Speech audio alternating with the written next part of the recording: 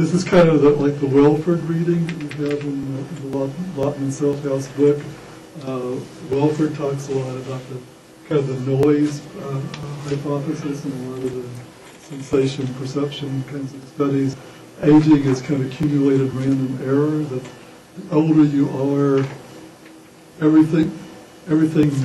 Usually, it's kind of in combination with something like wear and tear, but you kind of accumulate errors, both in your physical body, but also therefore in your processing systems. And so, the older you get, the noisier the system gets. So it's not that things are just disappearing, but there's more static. And so you have more difficulty separating the static from the signal. Prolonged exposure. One of the less painful ways to get a nice exposure to biological aging is the Ricklefs and Finch book from the Scientific American Press from a decade or so ago. And one of the points that Tuck makes off and on in that is that, some things, some physical signs of aging are due from living a long time. It's just exposure. A lot of the stuff that happens to your skin is the more years you're alive, the more exposure you've had to the sun. The sun wears out your skin. And there's other things. It gives one interpretation of where at least some arthritis comes from is that, the more you're around, the more you've moved and used your different joints, and they just wear out with use. Particularly as you start looking at things where there's like an immune system response, a lot of the body, not all of the body, but a lot of the body replaces and some extent repairs itself. So there's also the kind of the wear and repair idea, with the caveat that the repair system itself starts wearing out. You only get so many shots at repairing, and or there's just accumulated random error in the repair system. You always repair, but you don't quite repair perfectly. And while at the age that most of you are, you wouldn't notice the imperfections, 30, 40 years of imperfection adds up to a lot of imperfection. And then just age-linked diseases. Just as there are diseases that are more common in childhood, in some young adulthood, there certainly are diseases that are, for whatever set of reasons, statistically more common in later life. And these will tend to be, they'll affect the overall age distribution, but this is the kind of thing that you start thinking about when you see a lot of old people sinking below the young people's distribution, but everybody else sort of keeping up, and you start wondering about the effects of like age-linked diseases. Something like heart disease. Cancers are sort of linked to like middle age and young old years, and they sort of start becoming less common as you get a lot older. Dementia, obviously, being more common as you get into your 60s up through the 90s.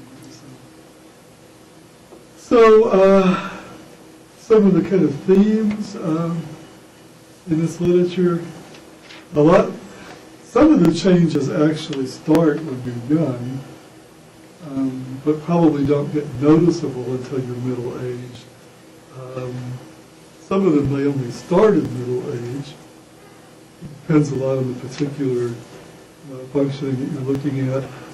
And from middle age up to the young old, it mostly is the kind of classic story that you see in like undergrad gerotext and so forth, that it's changes in your lens, changes in cornea that affect your vision and so forth, changes in getting floaters in front of your eyes, changes in the fluid that fills up the optic in your eye.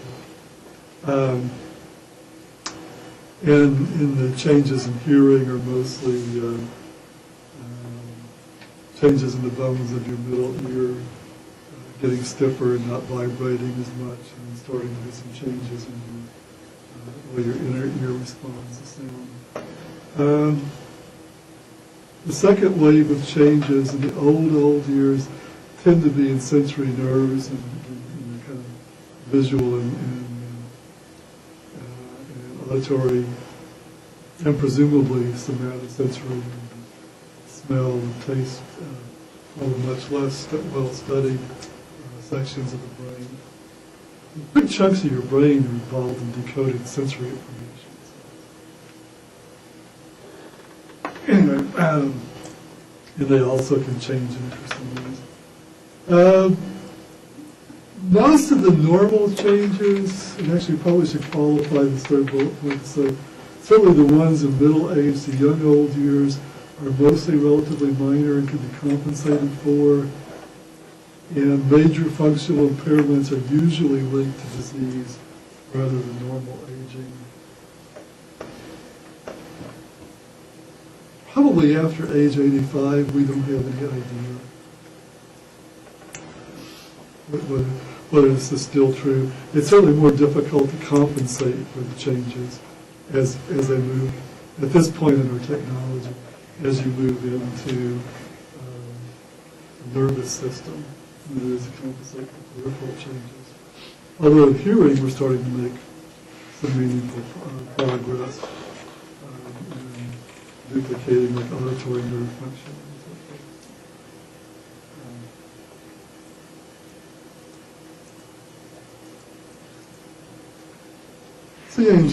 So in general, you're talking about changes in vision that you can get glasses for.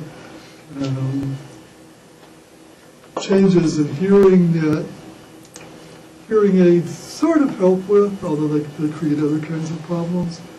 The kinds of problems that the people that are listening to this online experience. And you might be interested just to see what it's like to do this online, to actually bring up one of these lectures and listen to 5 or 10 minutes. There's a lot of noise that you don't pick up sitting here in the classroom. But there's a lot of like creaking and shifting. And during Cecilia's talk, it sounded like somebody was like beating their, I don't know who anybody was, it sounded like somebody was beating a pen on a desk. And there's like a roaring noise in the back of the classroom or something. You can hear it. And you want to think about anything that you're saying while the mics are on. Talk about what you were doing over the weekend or something. Everybody who's in class can hear that. The online class. I actually didn't pick up much of that. But you get some of the same problems because the mic picks up the sound. What your brain always does that the mic can't do is localize the sound and screen out extraneous noise. Our brains are really good at that.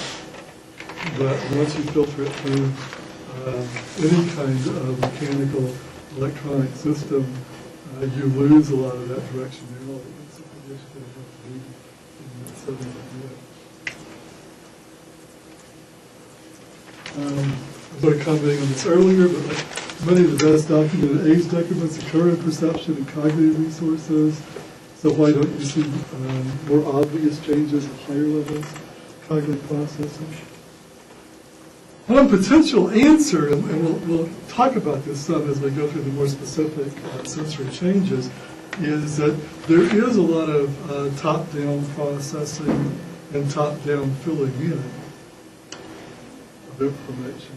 And there are some things that you can do, some higher-level cognitive processors, that are relatively independent of some of these resources. Or at least at the level that they change throughout most of the class. Can I ask a question? Sure. So why is this a paradox? I mean, what you have there. So in other words, you're saying that in minor levels there are changes, but at major levels there are few. At higher levels there are fewer cognitive changes. I mean, I understand if that's what you're saying. I just want to make sure I understand what. I mean, that would be a paradox. You can't see as well as you used to. You can't hear as well as you used to. You can't smell or taste as well as you used to. You're slower. You can't screen out background distraction. Okay, but then your working memory is smaller. But then how is it that you manage to do anything? Yeah. Okay. That's what I wanted. Thanks. I mean, how do I find my way to class? Much less remember the lecture. Yeah. Okay. So given all that, people still function at a high level, are able to. Okay. I just wanted to make sure I understood what you were saying. I mean,